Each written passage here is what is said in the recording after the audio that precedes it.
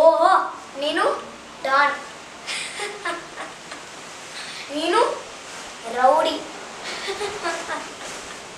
ನೀನು ಪುಂಡ.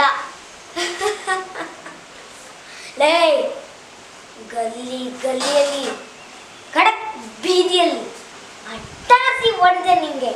ಆದರೆ ನೀವು ಬುದ್ಧಿ ಕಲೀಲಿಲ್ಲ.